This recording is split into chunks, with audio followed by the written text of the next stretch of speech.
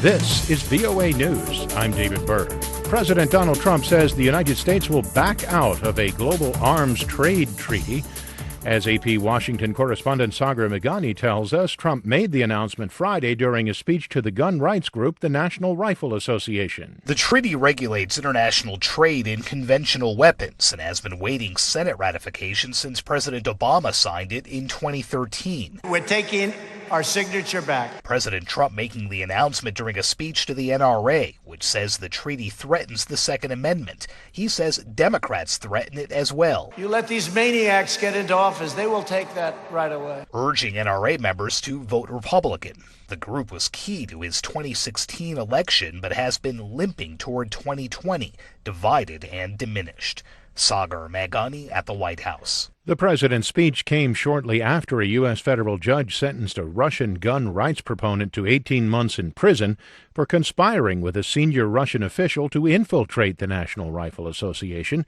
As AP's Ben Thomas reports, Maria Butina's goal was to influence U.S. conservative activists and Republican politicians to benefit the Kremlin. Maria Butina admitted to trying to infiltrate and gather intelligence on the National Rifle Association and other conservative U.S. political groups at the direction of a former Russian lawmaker. She pled guilty to a single charge, conspiracy to act as an unregistered foreign agent, as part of a deal with federal prosecutors. Butina has been jailed since her arrest in July of last year, and with credit for time served will spend another 9 months behind bars. The judge also ordered she be deported upon completing her sentence. Butina said she was ashamed and embarrassed by her actions. Ben Thomas, Washington. The Commerce Department said the U.S. economy grew at a solid 3.2% annual rate in the first quarter, and that pushed stock prices higher on Wall Street. This is VOA News.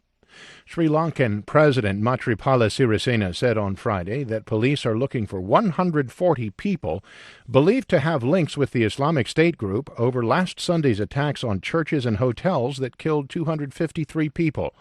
A Sri Lankan military spokesman says soldiers exchanged gunfire with suspects after attempting to raid a building in the country's eastern province as part of the ongoing investigation. Authorities found a stockpile of explosives and other raw materials used to manufacture bombs.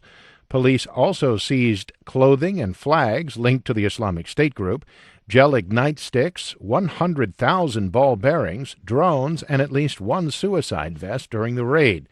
Officials say local militants with ties to IS conducted the series of suicide bombings on Easter Sunday at churches and local luxury hotels in and around Colombo and in the seaside village of Batacaloa. Cyclone Kenneth smashed into northern Mozambique, leaving one person dead Friday, barely 1 month after a superstorm hit the center of the country, devastating the area and leaving hundreds dead. Emergency officials said 30,000 people have been evacuated from the areas the storm would likely hit. Claire Nullis is with the World Meteorological Organization. Mozambican authorities evacuated thousands of people, which we hope limited the loss of life. And Tanzania, which also has never seen tropical cyclones, issued red alerts to warn people of the risks, and those red alerts continue today. They're warning of floods and landslides. Kenneth descended on Mozambique just weeks after the country was hit by Cyclone Idai, which the UN labeled as one of the deadliest storms on record in the southern hemisphere. Officials have warned that Kenneth could be even stronger than Idai as it targets an area not used to such storms. A UN spokesman says this is the first time on record that Mozambique has been hit by 2 cyclones in one season. The International Organization for Migration says authorities in Yemen have rounded up and detained more than 2,000 migrants, predominantly Ethiopians. Spokesman Stefan Dujarric said the IOM is deeply concerned about the conditions in which these migrants, including 400 children, are being held. The IOM said the detentions began on Sunday in the south of the country, which is under the control of the internationally recognized government backed by Saudi Arabia and the UAE. A Saudi-led coalition has been battling Yemen's Iran-aligned Houthi rebels since 2015.